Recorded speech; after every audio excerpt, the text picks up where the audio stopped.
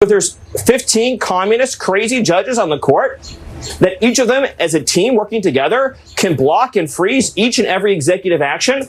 Joe Biden was allowed by that same court system. Some of them are Trump judges, though. In this video, Tim Miller of The Bulwark joins Nicole Wallace for a conversation about a variety of topics, including Elon Musk and his departure from Doge. Why don't we watch this together? I'll have some opinions, and then I want to know what you think of the comments. I just got off with Nicole Wallace, and we were talking about this New York Times story from this morning. That is just unbelievable, and the details about what has been going on in Elon Musk's personal life as he has been the deputy shadow president. I mean, if even an iota of what is in the New York Times is true, it is just really alarming about the mindset of the person who was as powerful and influential as anyone in the world over the first 3 months of this year. The idea that it's possible that he was taking so much ketamine that he lost control of his bladder. I mean, that's got to be a wake-up call, you know? Anytime you're doing enough drugs that you pee your pants, okay, that should be the moment that you start to think, maybe I should dial it back a little bit. We also talk about Taco and the tariff regime, and it was good. It's a long hour I got to spend with her over on MSNBC here in my hotel in Nashville. It's great to see many people out here in Nashville supporting the Bulwark. We appreciate you all very much. Subscribe to us right here on this feed on YouTube, and hopefully I'll get to come see you in your city sometime soon. Stick around for me and Nicole and some Elon talk. Tim, I'm going to start with you because I know this is economic in nature and is about trade, but it's really about Donald Trump and the absolute tsunami of baloney that comes from his mouth. 90 deals in 90 days is in the same vein as Mexico's going to pay for the wall. There are no deals. There is one framework, and in the words of Scott Bessent, one stalled conversation that has commenced with China. That is it. Yeah, can you have a bologna taco? That doesn't sound very good. I was trying to mix our food metaphors with the Trump trade deals. Look, here's the thing about all this.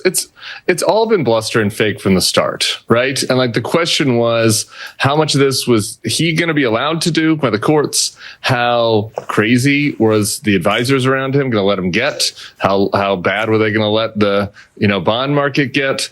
But it is the whole Trump MO. On this, it's this, as you mentioned, it is how he was as a businessman.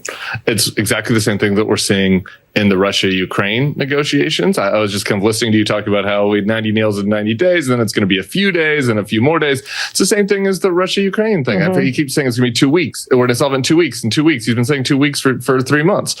So, like, that is just the reality of this. It's chaotic leadership. He has a direction that he wants to go, which is he wants people to come in and ask for him for favors, and he wants to feel powerful. And the tariff card allows him to do that. But there's no actual plan here. And I was mostly struck by listening to Bessent over on Fox. And it's like, the Chinese will come to the table, he said, I think, when Trump lets his priorities be known. It's like, what have we been doing so far? Like, the Chinese don't know what Trump's priorities are? I thought we had a deal with the Chinese. Like, it's all smoke and mirrors because they can't make any deals because the courts might not allow it, and they don't know what the boss wants day to day.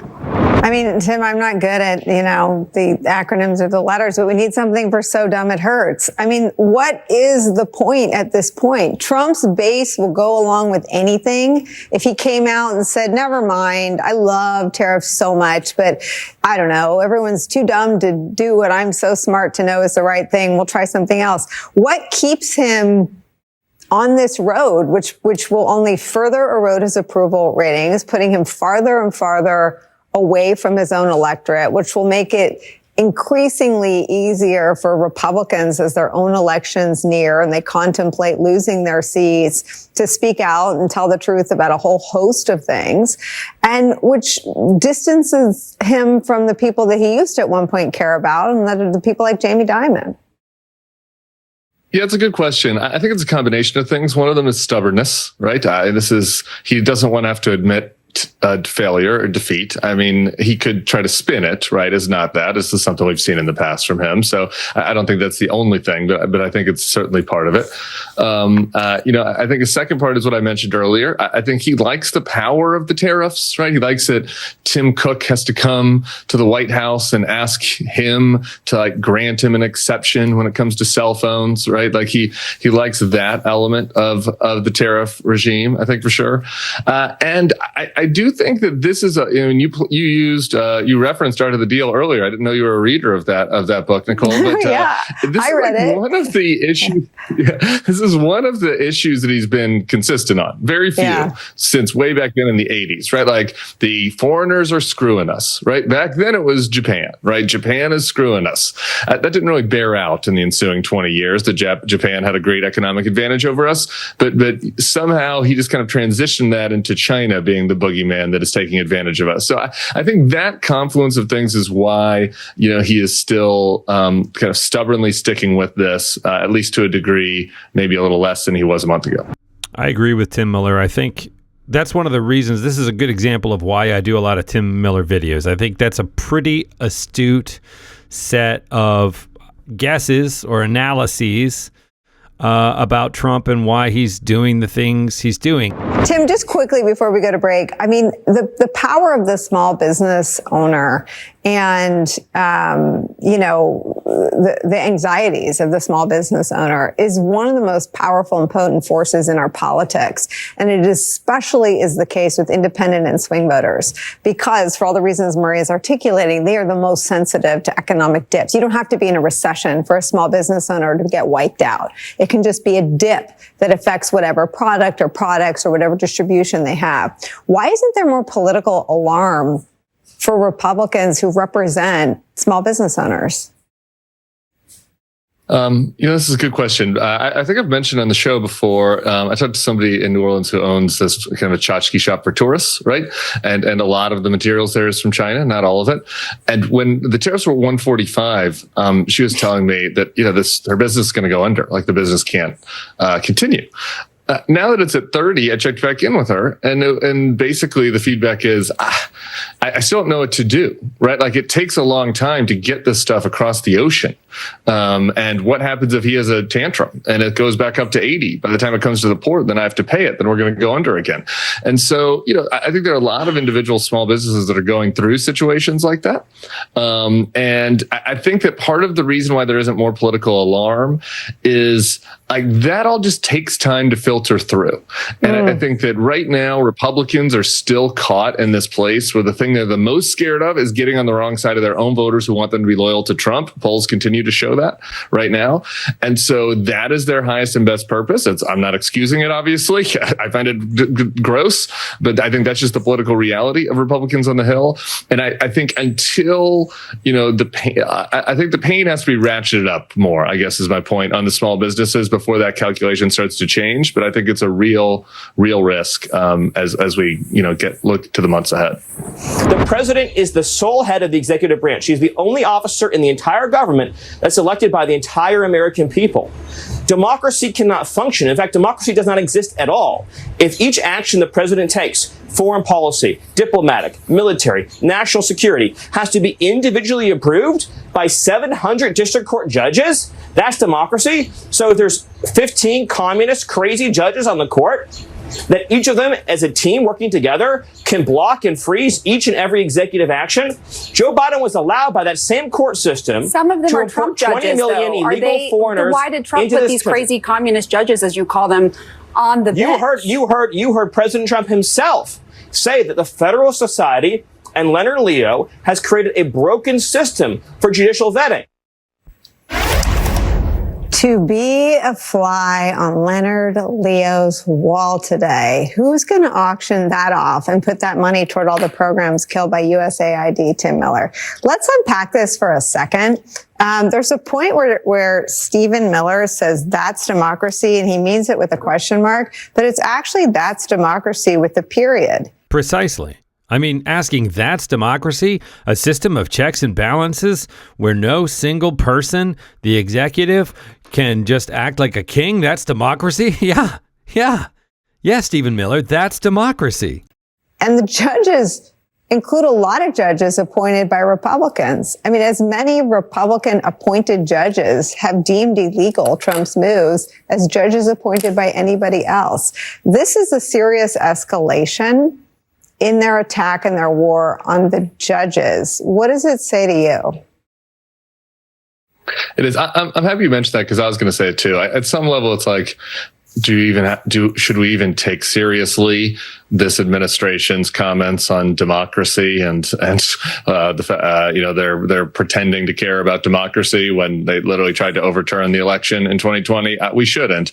But I think it's an important exercise, though, to just say specifically what we are talking about, because liberal democracy, not liberal like left versus right, but liberal democracy, the system of government that has governed the West, that's governed America since our founding, is based on, yes, votes of the people, but also the rule of law, also checks and balances. I mean, Stephen Miller knows this, but it's just important to say it clearly. Like, this is the system that undergirds the Constitution that has allowed America to thrive over, since its founding. So I do think that's important. They're trying to cheat and do this thing where they're like, oh, democracy means that since Donald Trump got elected president, he can do whatever he wants because the people elected him.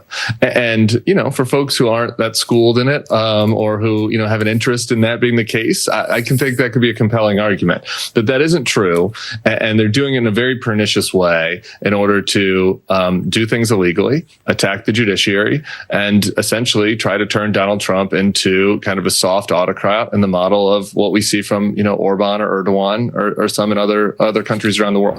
Back with Tim Miller. I mean, Megan's an incredible reporter, and I feel like I was hearing for the first time that SpaceX gave him advanced warning before they were doing drug testing. This feels like a tip above the water with a whole lot more story underneath the surface. Yeah, it was truly a remarkable story that I devoured immediately this morning, and it was interesting to hear, a couple of additional layers there from Megan. So kudos to her on the reporting. I guess I have two thoughts about this. One is kind of comedy, and one is pretty tragedy, more like tragedy. The comedy is like, I have pretty libertine views when it comes to people's personal lives and what they want to do. If you're using so much ketamine that you have bladder control issues, like, it might be time for a lifestyle change. Might be time to consider yoga or something else. So that is true, what she's reporting. And that's way too much ketamine. I think we can just leave it at that. The tragedy part of this is that this guy, whatever the details are true, is a total megalomaniac. He's the richest man in the world. You've seen his power and influence. He could have used it for anything. He could use it for good. There are obviously areas where he has real expertise, particularly when it comes to some of the stuff around what SpaceX has done that other companies have been able to do. The fact that he used all of this power and influence to be the tip of the spear on a just horrific gutting of aid for the poorest and most vulnerable people from throughout the world. A type of aid that at a bipartisan level, both Republican and Democratic administrations for our whole lives have been committed to.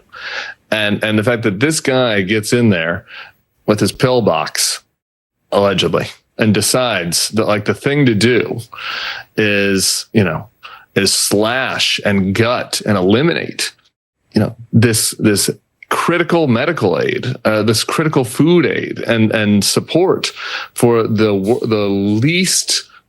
most vulnerable people all the way throughout the world. That is the thing that just really makes you sad and angry at the same time.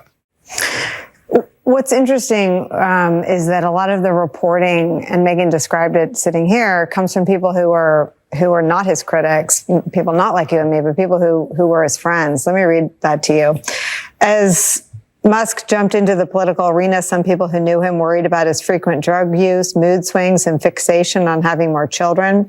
This account of his behavior is based on private messages obtained by the New York Times, as well as interviews with more than a dozen people who've known or worked with him. Quote, Elon has pushed the boundaries of his bad behavior more and more, said Philip Lowe, a neuroscientist and one-time friend of Musk's who criticized him for his Nazi-like gesture at a rally. In a January newsletter explaining why their friendship ended, Sam Harris, a public intellectual, wrote that Musk had used his social media platform to defame people and promote lies. Quote, "There's something seriously wrong with his moral compass, if not his perception of reality," Dr. Harris wrote. Tim, you get the last word. Well, before the break, you quoted from Sam Harris, and I had him on the podcast after he wrote that Substack post about his friendship with Elon and how it fell apart. And his main point is something that we can all see. It's just like, regardless of what he's doing recreationally, like the posts that he's putting out there on his social media feed that he's forcing everybody to see through their For You page are totally unhinged. Yeah. And so he either is knowingly spreading all of these lies, or he has lost touch with reality to such a degree that he can't tell truth from fiction. I mean, he is reposting the craziest people on the internet and the most malicious. And so that behavior is unacceptable regardless of what is underlying it. And we were able to all see that, without the really impressive reporting from the New York Times. And I think that goes to show you just how irresponsible he was during his short tenure in the White House. I think that is such an excellent point to end on from Tim Miller here, that Elon Musk buys Twitter, uses the algorithm to force feed everyone on Twitter his views, reposts the craziest and most malicious content, either because he's fallen for it and he doesn't do it knowingly, right? He's not right in the head and believes this stuff, or he does know that it is misinformation and disinformation and just toxic racism and Nazism and whatever. And he's doing it deliberately. But either way, it's bad, right? It's bad either way. So we have to start from agreeing that that's bad. And then we can debate whether either he's nuts and he's drunk the Kool-Aid and he himself doesn't understand that this stuff is not true, or he does understand that it's not true, and he's doing it deliberately. He's spreading it deliberately. I'm not sure which is worse, but they're both bad, right? Let me know what you think. I mean, you agree with Tim Miller and me on this point? Do you think we're missing something? Let me know what you think in the comments.